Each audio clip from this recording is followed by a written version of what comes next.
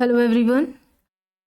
आज की इस क्लास में सोशियोलॉजी के इंपॉर्टेंट क्वेश्चंस को देखने वाले हैं। क्लास स्टार्ट हो इससे पहले आप सभी इस वीडियो को ज़्यादा से ज़्यादा लोगों के साथ शेयर जरूर कर दीजिए। एक इन्फॉर्मेशन है, समाजशास्त्र से संबंधित सभी परीक्षाओं के लिए यहाँ पर आपको प्रैक्टिस सेट एंड सोशियोलॉजी के नोट्स प्रोवाइड कराए जा रहे हैं। प्रश्नों की संख्या आप देख सकते हैं, एक प्रैक्टिस सेट है जिसमें प्रश्नों की संख्या 1000 से ज़्यादा है, जिसका प्राइस 199 है। इसके अलावा 300 से ज़्यादा प्रश्न हैं। इसमें आपको प्रमुख समाजशास्त्रियों से संबंधित प्रश्न देखने को मिलेंगे और इसके अलावा उन सभी के द्वारा जो प्रमुख पुस्तकें और अवधारणाएं दी गई हैं वो भी आपको अलग से देखने को मिल जाएंगी, जिसका प्राइस 120 है, 120 रुपये है। बात की जाए समाजशास्त्र के नोट्स की तो ये सभी परीक्षाओं के लिए उपयोगी है, सभी परीक्षाओं को ध्यान में रखकर तैयार किए गए हैं। इसका प्राइस 399 है, 399 है। यहाँ पर एक आप व्हाट्सएप नंबर देख सकते हैं।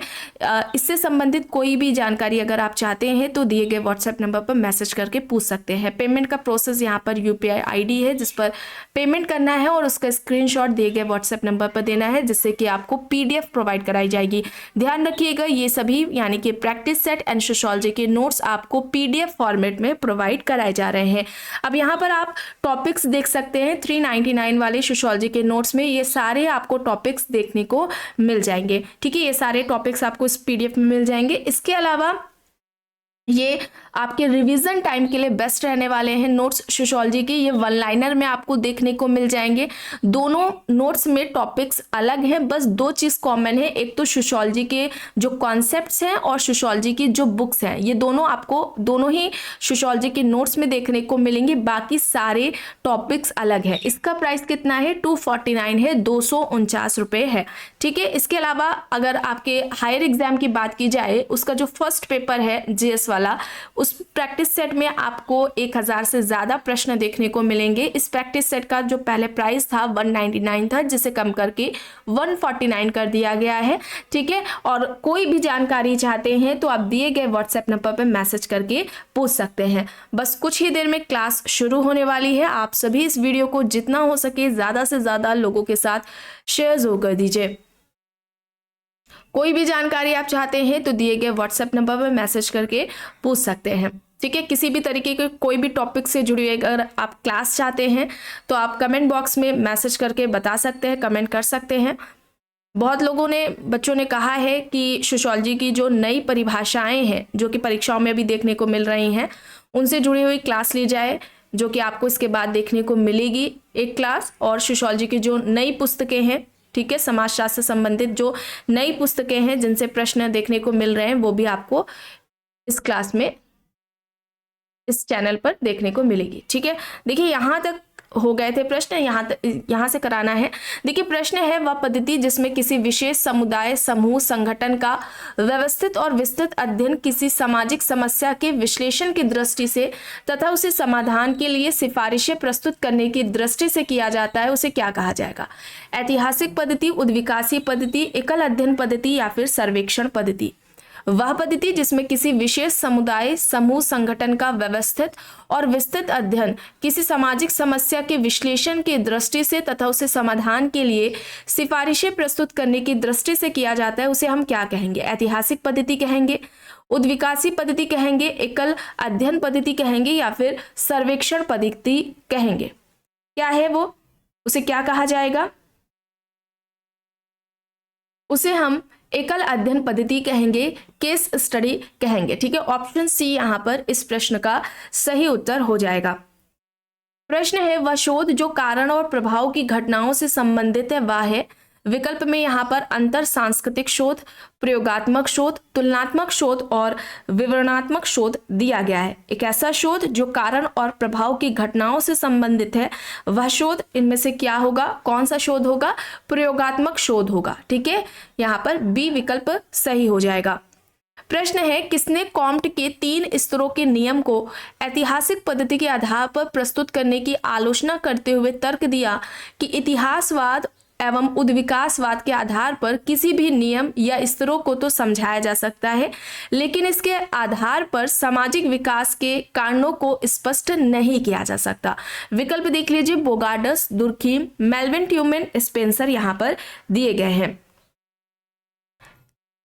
सही क्या हो जाएगा? किसने कॉम्ट के 3 स्तरों की आलोचना करते हुए यह तर्क दिया है? इस प्रश्न का सही उत्तर यहाँ पर हो जाएगा दुर्खीम, एमाइल दुर्खीम हो जाएगा। विकल्प बी यहाँ पर सही हो जाएगा। ठीक है, इन्होंने क्या कहा कि इतिहासवाद एवं उद्विकासवाद के आधार पर किसी भी नियम या स्तरों को तो समझाया जा सकता है, लेकिन इसके आधार पर सामाजिक विकास के कारणों को स्पष्ट नहीं किया जा सकता है। ठीक है, विकल्प बी दुर्खीम यहाँ पर सही हो जाएगा।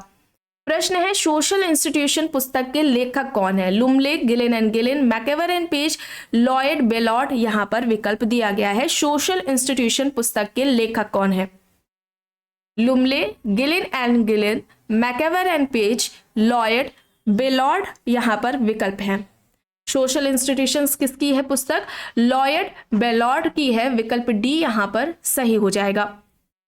प्रश्न है, किसका मानना है कि कॉम्ट द्वारा प्रस्तुत 3 स्तरों का नियम एक नकारात्मक और विघटनकारी चिंतन पर आधारित है? Turner, Parsons, C E Vaughan, Raymond Aron. यहाँ पर विकल्प है। कॉम्ट द्वारा प्रस्तुत 3 स्तरों का नियम एक नकारात्मक और विघटनकारी चिंतन पर आधारित है। यह तर्क किसका है? यह बात किसके द्वारा कही गई है? यहां पर सही हो जाएगा सीई वॉघन। ठीक है, सीई वॉघन होगा। विकल्प सी यहां पर सही हो जाएगा। प्रश्न है, caste and tribes of South India पुस्तक के लेखक कौन है? Herbert Risley, Edgar Thurston, R G. Bhandarkar, M N. Srinivas. Caste and tribes of South India किसके द्वारा यह पुस्तक लिखी गई है? Caste and tribes of South India किसकी हो जाएगी? एडगर थर्स्टन की। ठीक है, एडगर थर्स्टन की हो जाएगी। विकल्प बी यहां पर सही हो जाएगा।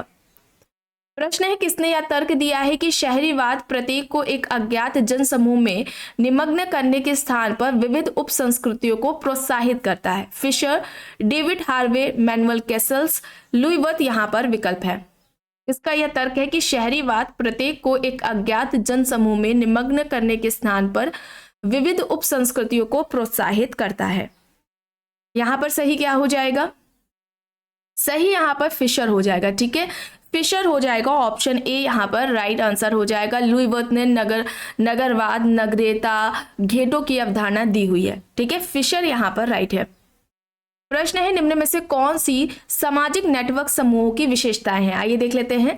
उन्हें प्रायः ऑनलाइन समुदाय कहा जाता है, यानी कि नेटवर्क समूहों को ऑनलाइन समुदाय कहा जाता है। वे प्रत्यक्ष संवाद में सम्मिलित नहीं होते। हो सकता है कि वे स्थानीय और एक स्थान से ना हो। वे अपनी स्वयं की भाषा, मूल्य, नियम और मानदंड गढ़ते हैं। वे सदस्यों को आत्मसम्मान की अनुभूति देते हैं। तो सामाजिक नेटवर्क समूहों की विशेषताएं बतानी है, इनमें से कौन सी हैं? तो यहां पर सही क्या हो जाएगा? ये सारी विशेषताएं हो जाएंगी। विकल्प डी यहां पर इस प्रश्न का सही उत्तर हो जाएगा। प्रश्न है, निम्न में से कौन मानवीचित शहर की अवधारणा से संबंधित नहीं है? ठीक है, संबंधित नहीं है पूछा जा रहा है। Richard senate, manual Castle's, John Benjamin, Paul Harrison. यहाँ पर विकल्प दिए गए हैं। तो मानवीचित शहर की अवधारणा से संबंधित नहीं है पूछा जा रहा है, तो यहाँ पर रिचर्ड सेनेट हो जाएंगे। ठीक है, रिचर्ड सेनेट मानवीचित शहर की अवधारणा से संबंधित नहीं है, बाकी के सारे इस अवधारणा से संबंधित हो जाएंगे। ठीक है, चलिए आगे देखते हैं। प्रश्न है, किसने विशेष रूप से अफ्रीकी निग्रो के मध्य न्याय के प्रशासन की विकसित प्रणालियों के उदाहरण दिए हैं? R H. Lowie, Max Gluckman, Malinowski, Max Weber. यहाँ पर विकल्प दिए गए हैं। इनमें से किसने विशेष रूप से अफ्रीकी निग्रो के मध्य न्याय के प्रशासन की विकसित प्रणालियों के उदाहरण दिए हैं?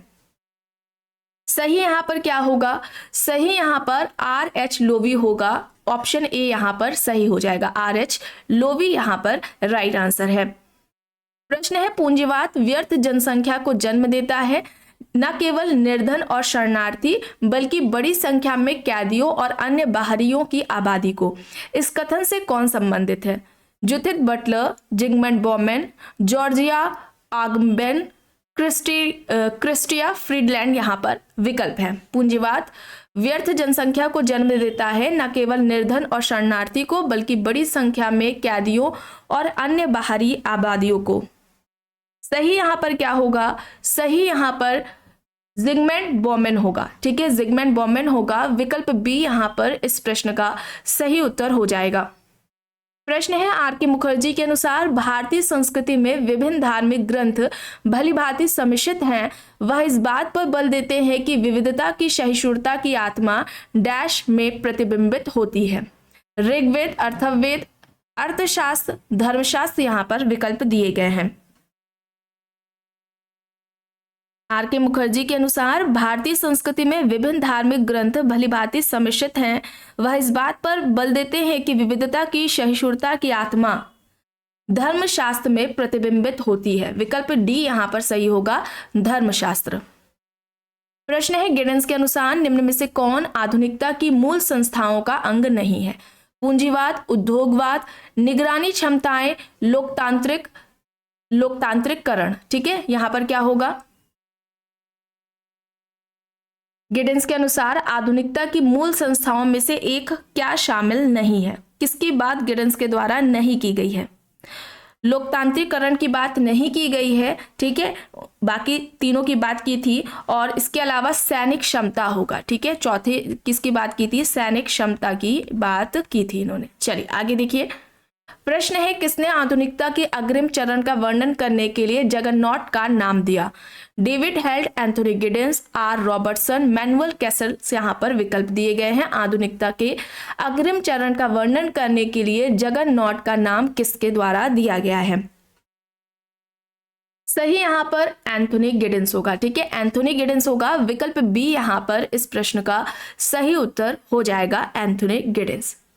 प्रश्न है समाजीकरण की पार्सन्स की धारणा के संबंध में निम्न में से कौन सही है? आइए देखते हैं। पहला है यहाँ पर समाजीकरण की प्रक्रिया में व्यवस्था के मानकों व मूल्यों का अभियांत्रिकरण होता है और वे कर्ताओं के अंतःकरण का भाग बन जाते हैं। समाजीकरण एक संरक्षण की प्रक्रिया है जिसमें आवश्यकता चित्रवृत्ति बच्चों को सामाजिक व्यवस्था से बांध कर रखती है। पार्सन समाजीकरण को एक जीवन प्रयत्न अनुभव के रूप में देखते हैं। समाजीकरण की प्रक्रिया में रचनाशीलता के लिए अत्यल्प अथवा कोई भी गुंजाइश नहीं होती है। सही क्या होगा? समाजीकरण इस टॉपिक को कंप्लीट कराया जा चुका है। सही यहां पर होगा विकल्प डी। ये सारी सही हो जाएंगे। ठीक है, ऑप्शन डी यहां पर इस प्रश्न का सही उत्तर हो जाएगा। प्रश्न है निम्न में से किसने बाजार और संपत्ति की स्थिति के रूप में सामाजिक वर्गों का विश्लेषण किया है? विकल्प में मैक्स वेबर, गोल्डथोप, दुर्खीम, पार्सन्स दिए गए हैं। इनमें से किसने बाजार और संपत्ति की स्थिति के रूप में सामाजिक वर्गों का विश्लेषण किया है?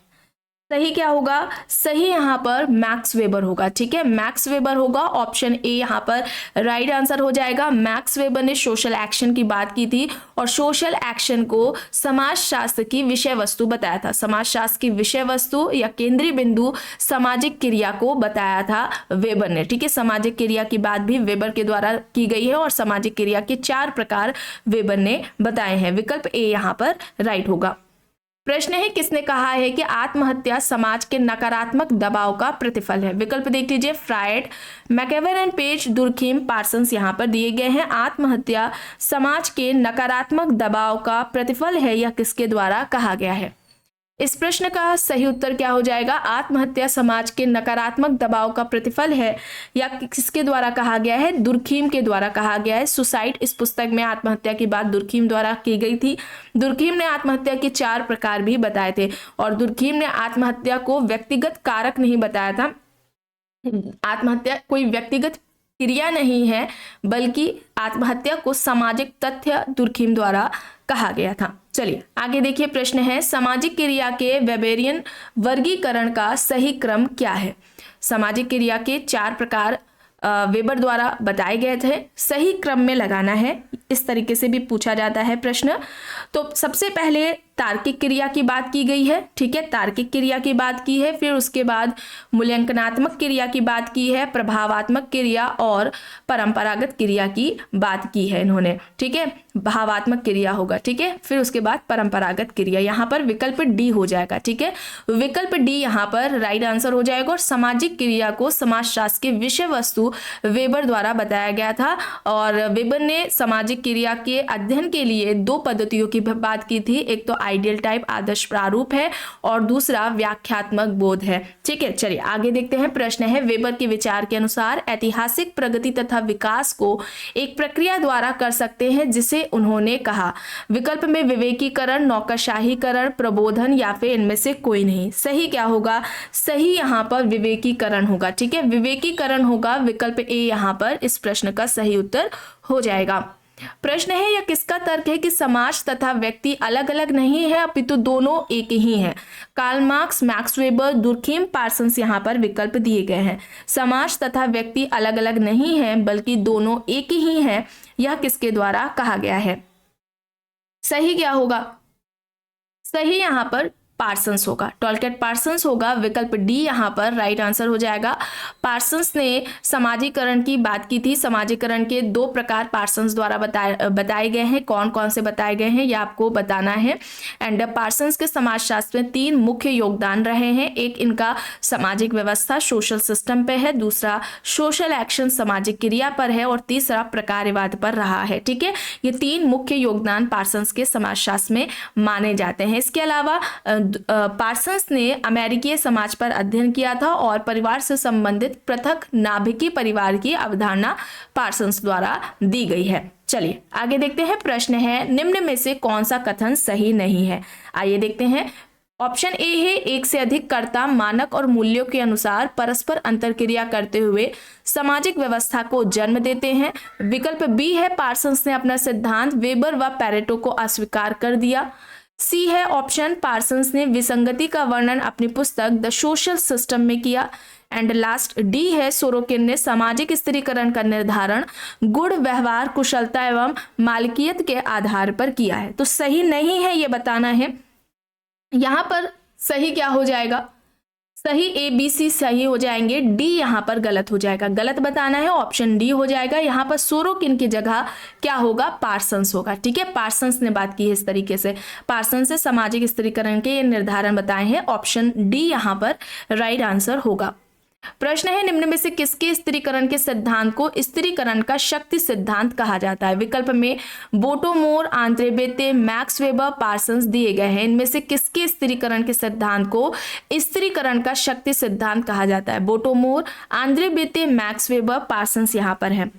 तो यहां पर क्या होगा? यहां पर मैक्स वेबर होगा। ठीक है, मैक्स वेबर होगा। ऑप्शन सी यहां पर राइट आंसर हो जाएगा। इनके सामाजिक स्थिरीकरण के सिद्धांत को त्रिआयामी सिद्धांत भी कहा जाता है या बहुआयामी सामाजिक स्थिरीकरण का सिद्धांत कहा जाता है। और इस तरीके से प्रश्न भी पूछा जाता है। आर्थिक, राजनीतिक और सामाजिक, ये 3 इन्होंने तत्व या स्तर या हम कहे आयाम बताए थे। ठीक है, तो यहां पर क्या होगा? विकल्प सी होगा, ये याद रखिएगा। चलिए आगे देखिए। प्रश्न है, किसके अनुसार सामाजिक संरचना परस्पर संबंधित संस्थाओं, एजेंसियों और सामाजिक प्रतिमानों तथा साथ ही समूह में प्रत्येक सदस्य द्वारा ग्रहण किए गए पद तथा कार्यों की विशिष्ट क्रमबद्धता है? विकल्प में Levi Strauss, Parsons, Radcliffe Brown, Sorokin यहाँ पर दिए गए हैं। सही क्या हो जाएगा? सही यहाँ पर राइट आंसर पार्सन्स हो जाएगा। ठीक है, पार्सन्स ने इस तरीके से सामाजिक संरचना को परिभाषित किया है। ठीक है, सामाजिक संरचना इस अवधारणा का सबसे पहले प्रयोग किसने किया था? तो याद रखिएगा, स्पेंसर द्वारा सबसे पहले किया गया है प्रयोग सामाजिक संरचना का। इस अवधारणा का प्रयोग सबसे पहले, या कहें कि सामाजिक संरचना की बात सबसे पहले किसके द्वारा की गई है? तो हर्बर्ट स्पेंसर के द्वारा की गई है। और सामाजिक संरचना की तुलना मानवीय शरीर से स्पेंसर ने की थी। प्रश्न है, समाजों का 4 प्रकार से वर्गीकरण किसने किया है? सरल समाज, बहुखंडीय सरल समाज, साधारण मिश्रित बहुखंडीय समाज, दोहरे मिश्रित बहुखंडीय समाज यहाँ पर दिए गए। तो समाज का इस तरीके से वर्गीकरण इनमें से किसने किया है? दुर्खीम, स्पेंसर, मॉर्गन, लीप्ले यहाँ पर विकल्प है। समाज के इस तरीके से वर्गीकरण सरल समाज, बहुखंडीय सरल समाज, साधारण मिश्रित बहुखंडीय समाज तथा दोहरे मिश्रित बहुखंडीय समाज में दुर्खीम के द्वारा किया गया है। यहां पर विकल्प ए हो जाएगा सही। प्रश्न है, निम्न कथनों में से कौन सा सही नहीं है? आइए देखते हैं। दुर्खीम के अनुसार समाज वास्तविक देवता है। दुर्खीम ने ऑस्ट्रेलिया की अरुंटा जनजाति पर अध्ययन किया है। नौकरशाही का सर्वप्रथम वर्णन मैक्स वेबर ने किया। द सिटी मैक्स वेबर के द्वारा रचित पुस्तकों में से एक है। सही नहीं है ये बताना है। तो देखिए, दुर्खीम ने समाज को वास्तविक देवता कहा था, ये सही है बात। फील्ड वर्क इनका ऑस्ट्रेलिया की अरुंटा जनजाति पर रहा है, ये भी सही है। मैक्स वेबर की पुस्तक द सिटी, ये भी सही है। लेकिन नौकरशाही की बात वेबर द्वारा की गई है, लेकिन नौकरशाही की सबसे पहले बात वेबर ने नहीं की थी। किसने की थी? डी गॉर्ने ने की थी। किसने की थी? डी गॉर्ने के द्वारा सबसे पहले नौकरशाही की बात की गई है, वेबर ने नहीं की है। यहाँ पर विकल्प सी होगा सही।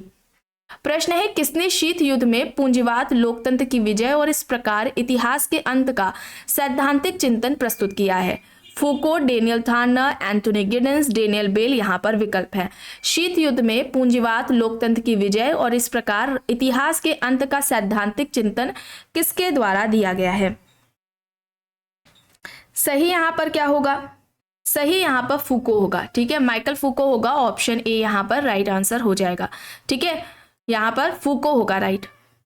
प्रश्न है, निम्न सामाजिक आंदोलन में किनको नए सामाजिक आंदोलन की श्रेणी में वर्गीकृत किया जा सकता है? नए सामाजिक आंदोलन की श्रेणी में किसे इनमें से रखेंगे? भूदान आंदोलन है, पारिस्थितिकी आंदोलन है, स्त्रीवादी आंदोलन है और अश्वेत आंदोलन यहाँ पर दिया गया है। तो देखिए, पारिस्थितिकी आंदोलन, स्त्रीवादी आंदोलन और अश्वेत आंदोलन को हम नए सामाजिक आंदोलन के अंतर्गत रखेंगे। सी यहाँ पर राइट होगा। प्रश्न है, राधा कमल मुखर्जी ने प्रस्ताव किया कि मानव सभ्यता का अध्ययन 3 अंतर संबंधित स्तरों पर किया जाना चाहिए। उन्होंने निम्न में से किस एक स्तर का सुझाव नहीं दिया था? आइए देखिए, जैविक क्रमिक विकास, सार्वभौमिकरण, आध्यात्मिक आयाम, धर्मनिरपेक्ष आयाम यहाँ पर दिया गया है। किस एक स्तर की बात राधा कमल मुखर्जी द्वारा नहीं की गई है? तो धर्मनिरपेक्ष आयाम की बात नहीं की गई थी इनके द्वारा। ठीक है, विकल्प डी यहाँ पर राइट होगा। प्रश्न है, इरावती कार्य के संबंध में सही नहीं है, इनमें से कौन सा सही नहीं है? देखिए, यहाँ पर ऑप्शंस है। उन्होंने भारत में नातेदारी संगठन का लेखन किया है, उन्होंने भारतीय समाज के अध्ययन के लिए प्राच्यतत्व शास्त्रीय उपागम को अंगीकार किया, उनका जन्म पुणे महाराष्ट्र में हुआ, उनकी पुस्तक युगांत ने महाभारत के बारे में हमारे बोध का रूपांतरण किया है। तो यहाँ पर सही नहीं है बताना, तो उनका जन्म पुणे महाराष्ट्र में हुआ था, ये गलत हो जाएगा। कहाँ पर जन्म हुआ है ये आपको कमेंट बॉक्स में बताना है। ऑप्शन सी यहाँ पर राइट आंसर हो जाएगा। आखिरी प्रश्न है, निम्न में से किसने अपने संरचनात्मक सिद्धांत में समाज के अध्ययन के लिए प्रणाली तंत्रीय प्रतिरूप प्रदान किए? SF Nadel, AR Radcliffe Brown, C Levi Strauss, Talcott Parsons. यहाँ पर विकल्प दिए गए हैं। इनमें से किसने अपने संरचनात्मक सिद्धांत में समाज के अध्ययन के लिए प्रणाली तंत्रीय प्रतिरूप प्रदान किया? सही क्या होगा? लेवी स्ट्रॉस होगा। ठीक है, लेवी स्ट्रॉस होगा। ऑप्शन सी यहाँ पर इस प्रश्न का सही उत्तर हो जाएगा। तो आज की इस क्लास में बस इतना ही।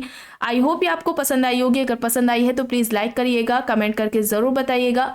चैनल पर अगर आप नए हैं तो चैनल को भी जरूर सब्सक्राइब कर लीजिएगा एंड इस वीडियो को जितना हो सके ज्यादा से ज्यादा लोगों के साथ शेयर भी जरूर करिएगा।